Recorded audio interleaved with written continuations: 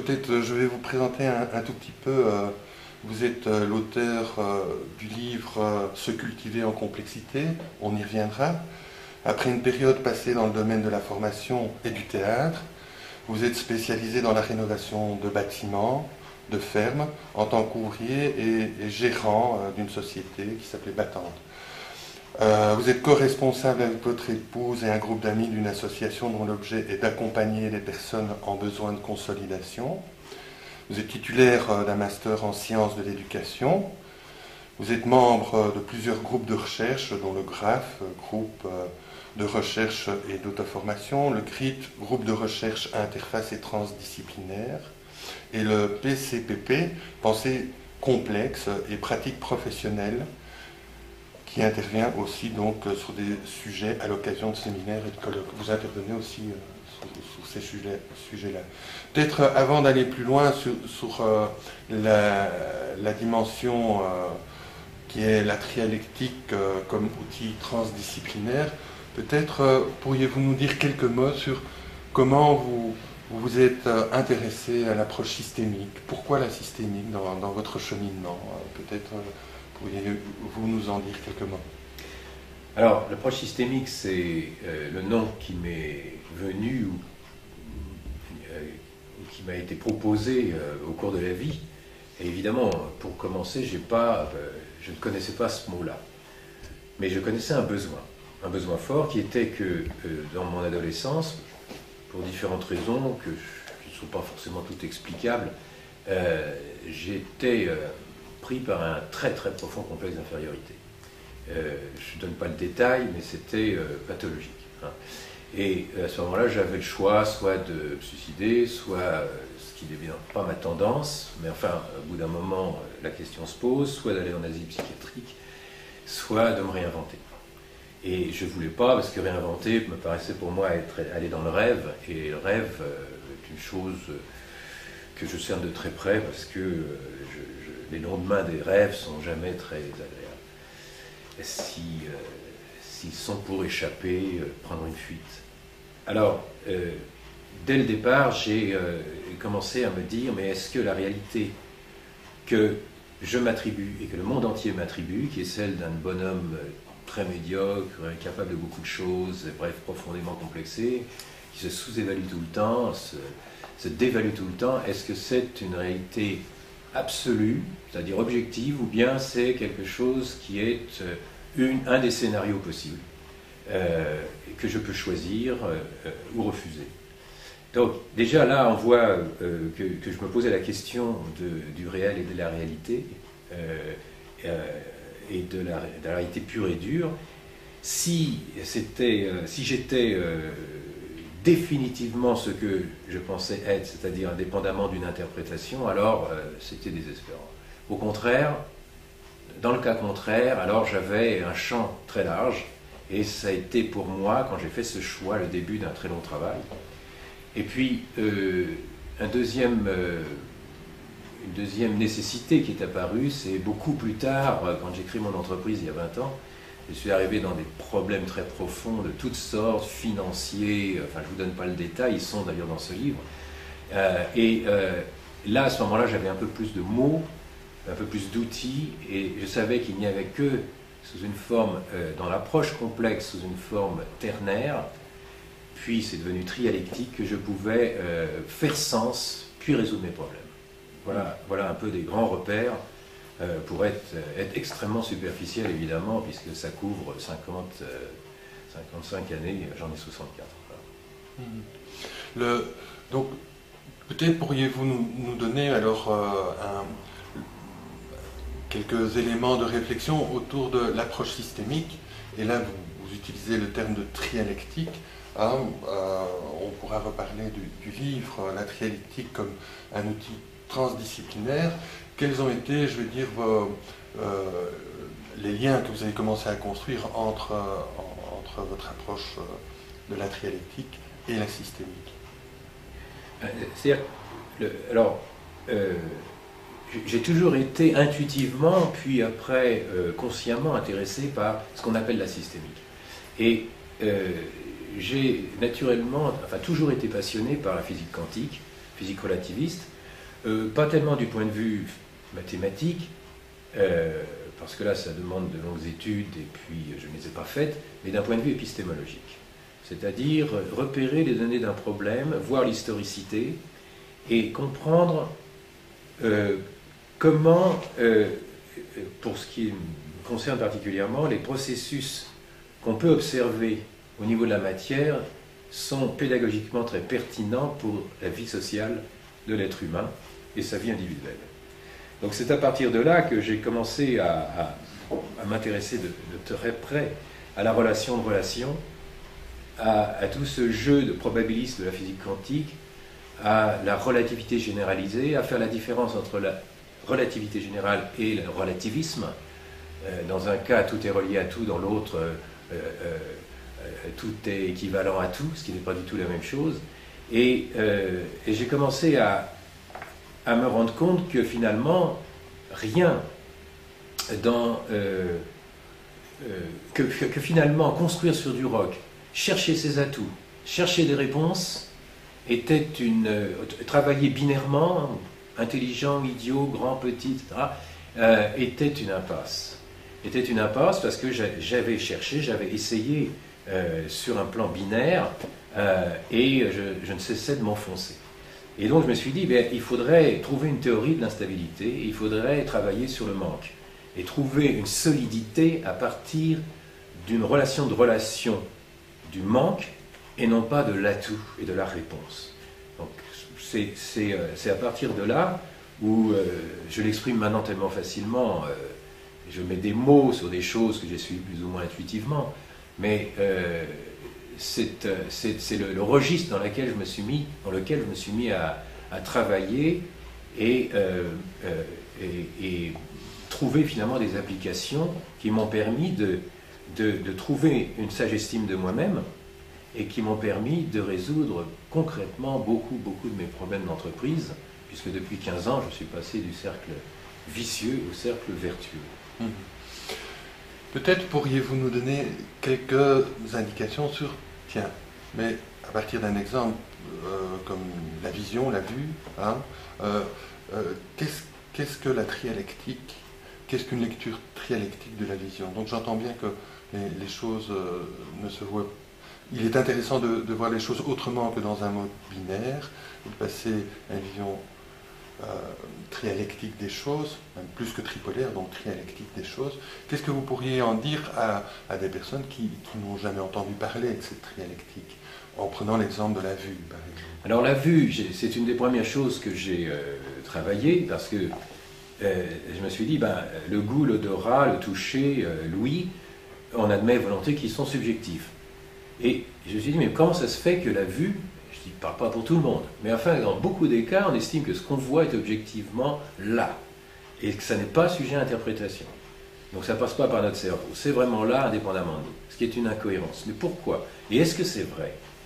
Et au fond, j'ai travaillé d'abord la vue, puis après, je me suis dit, non, c'est plutôt le regard, et maintenant je parle de perception, ce qui est plus englobant, mais enfin, on est toujours dans la même problématique. Et je me suis dit, mais au fond, parlant des manques tout à l'heure, je me suis dit, mais il y a au fond 3 limites de la perception.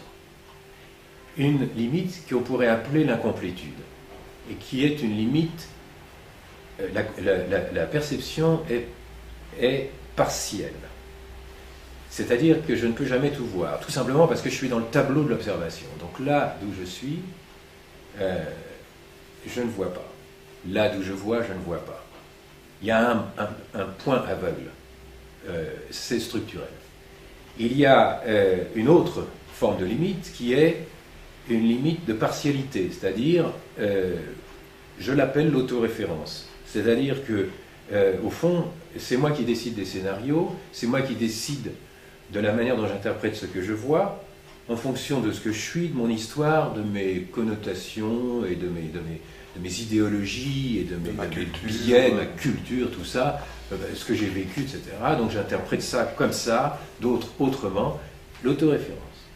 Et une troisième limite qui est, donc ça c'est le partiel, et une autre qui est une limite de focalisation, c'est-à-dire que quand je regarde quelque chose, il faut que je focalise. Alors, c'est à l'infini, mais il y a un moment donné, je m'arrête, je me dis ça, je vois ça nettement. Évidemment, ce que je vois nettement laisse autour des choses qui ne sont pas focalisées, c'est-à-dire qui sont floues, et qui restent floues. Alors, ça, j'appelle ça le parcellaire. Et donc, les trois limites, dans un cadre d'incomplétude, d'autoréférence et d'indétermination, correspondent au partiel, au partial et au parcellaire. Quand ça m'est venu un peu comme une révélation, je me suis dit, mais ces mots existent, c'est pas moi qui les invente. Pourquoi existent-ils? Pourquoi a-t-on, dans l'acception populaire et la sagesse populaire, sent-il besoin d'avoir ces trois mots, ces trois dérivés, enfin de la même famille? C'est pas pour rien, c'est pas pour rien. Voilà. Il y avait là une démonstration où l'incomplétude n'était pas l'incomplet, n'était pas l'inachevé par contre, l'autoréférence n'était pas l'égocentrisme, et l'indétermination n'est pas le flou. C'est-à-dire que l'indétermination, c'est moi qui prête les propriétés de l'objet que je regarde. Avant que je ne regarde, je ne sais pas, il n'a pas de propriété en soi. Et j'ai commencé à construire, mais très laborieusement au fil des années, une rigueur et une solidité sur ces trois manques. Et donc, vous avez publié un livre autour donc, de cette démarche qui s'appelle Se cultiver, dont l'intitulé est Se cultiver en complexité, la trialectique, un outil transdisciplinaire. Je vais le montrer à la caméra peut-être pour qu'on puisse le visualiser. Pardon de vous couper. Et on retrouvera dans ce livre un peu toute la démarche, mais on est bien là dans une démarche d'outillage, pour s'aider de la trialectique, pour mieux penser peut-être, ou en tout cas pour mieux construire sa rencontre avec la réalité dont vous parliez tout à l'heure. Vous vous appuyez aussi sur la transdisciplinarité de Nicolescu, l'épistémologie de la complexité de Guerre Morin, qui se présente comme des approches fondamentales et qui renouvellent la pensée dans la perspective d'un nouveau paradigme qui cherche à relier, sans les confondre, les différents niveaux de la réalité, le sujet, l'objet, le tout et les parties. Peut-être un mot sur les relier sans les confondre, ça m'intéresse beaucoup.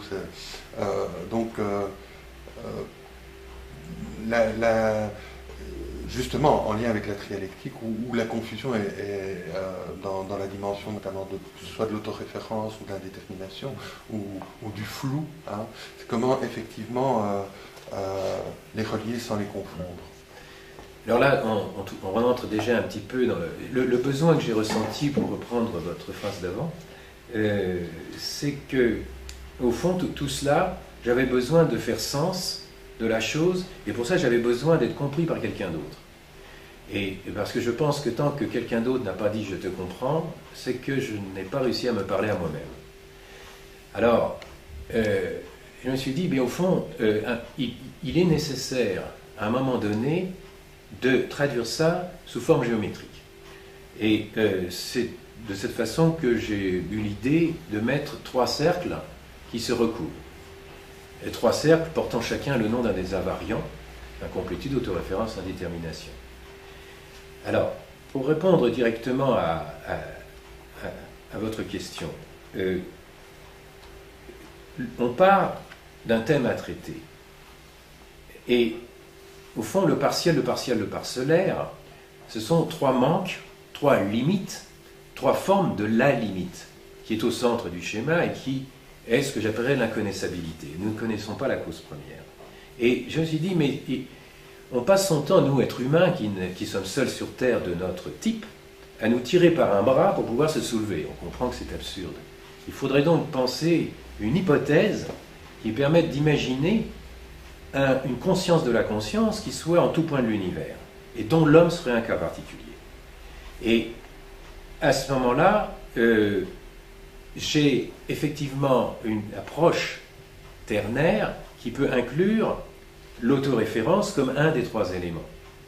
Et ce à quoi vous faites allusion, c'est au fond unir sans confondre, distinguer sans séparer, qui est effectivement au cœur même de l'effort d'approche et de la philosophie appliquée, c'est de se rendre compte que quand on dit le partiel, le parcellaire, on est sur trois éléments qui sont extrêmement proches. On parle de la perception. Et au fond, à chaque fois, on dit perception quand on dit partiel, quand on dit partiel, quand on dit parcellaire. Et on se rend compte que dans l'incomplétude, eh bien, il y a d'autoréférence et de l'indétermination. Dans l'autoréférence, il y a de l'incomplétude et de l'indétermination. Et dans l'indétermination, de l'incomplétude et de l'autoréférence. Et en même temps, il y a des prépondérances. Et donc, il s'agissait de quitter le système binaire, qui lui est radicalement clair, mais non gradué, et d'entrer dans une approche qui permette la gradation. Et la gradation, elle est toute en nuances. Elle est unir sans confondre, distinguer sans séparer. Comment est-ce qu'on peut faire ça sans éclater dans tous les sens, sans perdre la rigueur? Comment trouver la rigueur du binaire dans le ternaire? Et comment avoir cette gradation qui est impossible dans le binaire?